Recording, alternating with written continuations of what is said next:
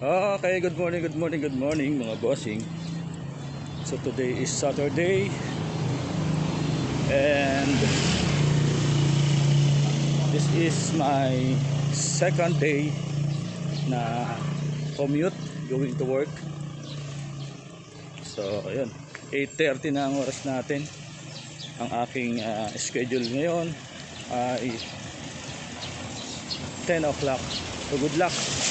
Maabot ako ng 10 o'clock sa trabaho. So I'm sure late ako today. At kung sakasakali ito yung first late ko ever dito sa company. First time mangyayari. Nakakatawa, pero yun, maganda lang. Yung good news is yung ating problema sa sasakyan ay masusolusyonan na, dahil nakita ko na yung problema kung bakit siya ayaw mag-start. So na-check ko na, at by Monday or kung darating mamaya yung pyesa na in-order ko, so ikakabit ko na rin siya bukas ng umaga. So hopefully yun lang talaga yung problema niya. Pag napaltan ay sana ay umandar na. So nakakatuwa naman kapag nagko-commute kasi relax, paupo ka lang, then mag-aantay ka lang kung saan ka bababa. Problema ka lang yung oras, medyo matagal, at saka medyo mahal ang pamasahe. So yung palitan ko pamasahe, umaabot siya ng 150, samantalang yung 150 pesos na yun kapag pinanggasolina ko, umaabot siya ng 2 to 3 days. So ganon kalaki yung difference kapag nagko-commute. Yung oras kayang i-adjust, kaya lang yung pamasahe medyo malaking budget. So tawid tayo dito.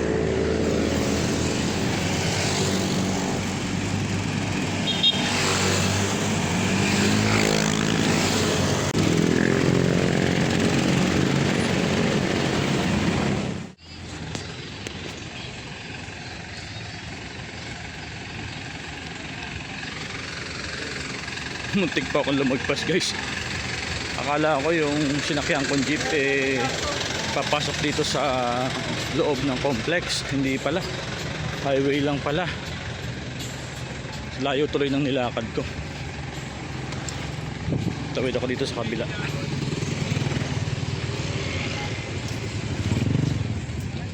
Ayan, so lalakarin ko papuntang Target Mall, kung saan nandun yung yung terminal puntang Ayala. Init, pero may dala akong payong. Ayaw ko lang buksan kasi isa ko pang titiklopin mamaya. So ngayon na lang, at saka hanggang bukas yung ating pagko-commute. Plano ko sana 1 month ako magko-commute, kaso buti na lang at nakita ko yung problema ng sasakyan.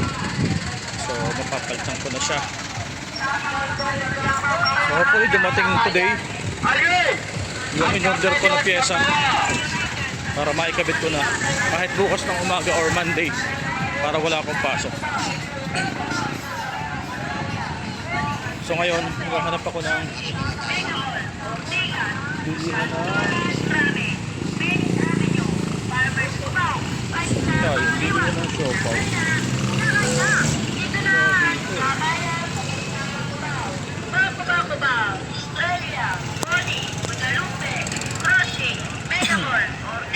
Bili ng siopaw pag wala yung bilihan ng siopaw, guys.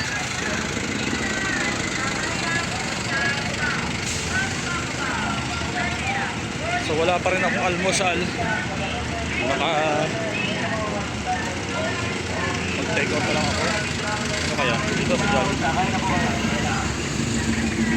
Tingnan tayo ng burger guys.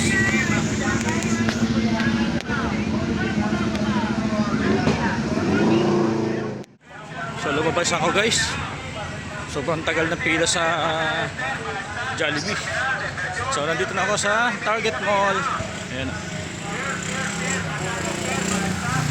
So na-miss ko tong lugar na to. Napakatagal kong hindi nakarating dito. Dati ito yung tambayan ko. Dito ako madalas tumatambay. Dito pa ako sa San Lorenzo.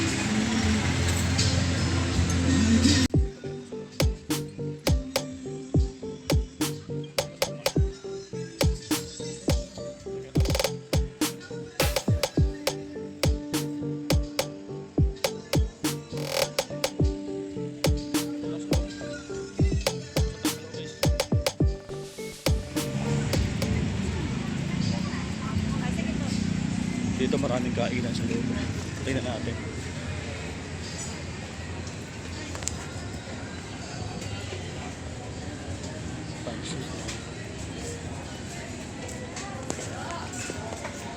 Pasal tayo.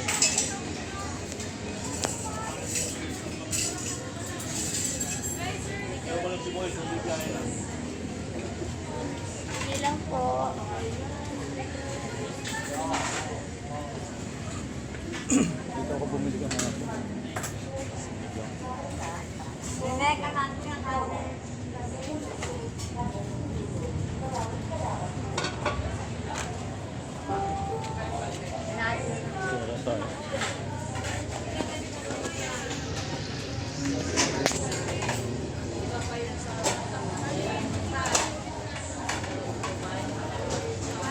Magkano po dito? Yun lang. Yes. Isa't kalahati.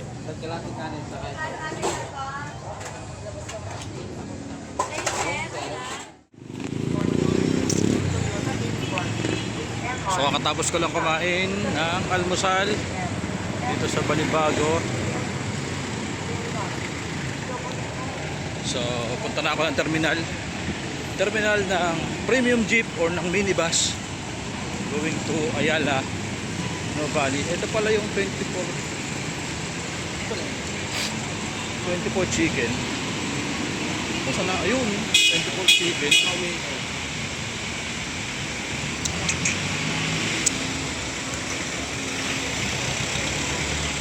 Balibago complex. Grabe. Ang laki na pinagbago. Sobrang dami na ng mga ano dito, ng mga establishment. Ito nga oh. May Razon dito oh. Razon coming soon. Wendy's coming soon. Razon Baiklin. Ito halo-halo. May mga pagkain din pala si Razon. Ito bago lang to guys, tong building na to. Ito yung dating Raptors.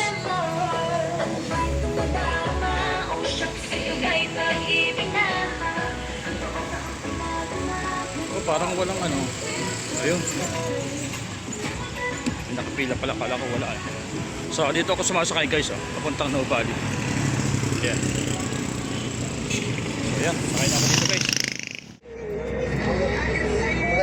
50. Magkano ba? 50.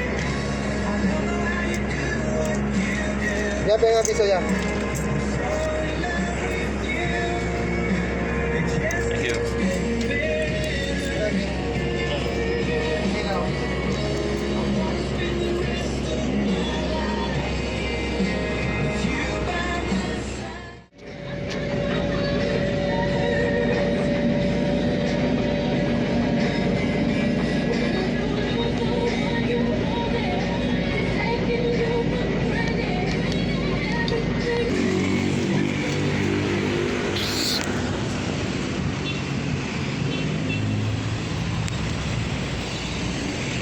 Alright, so finally I'm here at Solinad 2 Nuvali, Santa Rosa, Ayala Malls.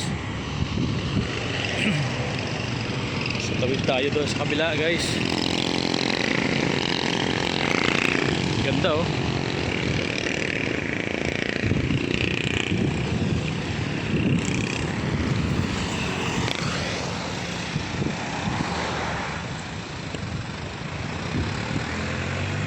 Wow. My jet fighter.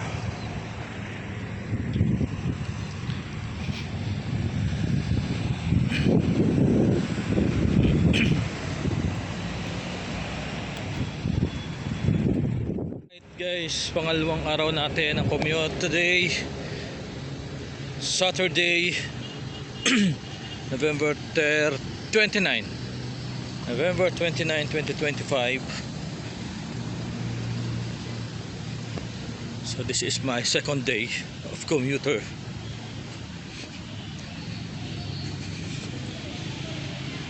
Ang sarap sa feeling ng nakakommute kasi hindi stress, relax sa biyahe.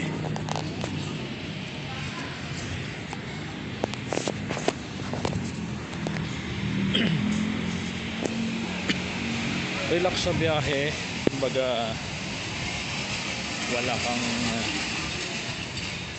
problemahin. Hindi katulad kapag ikaw yung operator, driver na laging lagi kang alerto. So kapag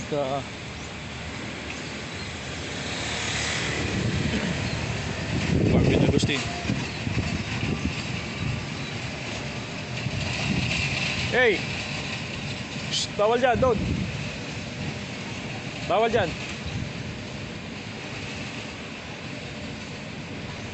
Bawal magbuhat dyan.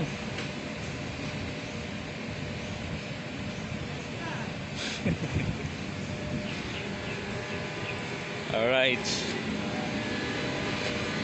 So yan lang guys.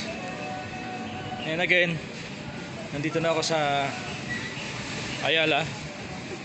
And thank you for watching sa lahat ng aking mga videos na ina-upload. Thank you so much guys. So gusto ko lang i-show sa inyo. Gusto ko i-show sa inyo yung ganda ng paligid nitong Ayala Mall. Ayan o. Diba? Sa mga hindi pa nakakarating dito, so isama nyo na to sa inyong mga list na gusto na pupuntahan ninyo. Kung gusto niyo ng mga food trip, gusto niyo mag-relax, so itong place na to is highly recommended para sa inyo guys. So dahil napakaganda dito, ayan, bukod sa kakaiba, elegante at napakalamig ng paligid dahil sa mga puno, hindi kayo mauubusan dito ng mga pwedeng puntahan, like mga kainan. Ayan, may mga pasyalan din dito na malapit guys, kaya sama nyo na to sa list niyo. Alright, so yun lang guys. Thank you so much and God bless you all. Thank you for watching and see you on next video. Bye bye.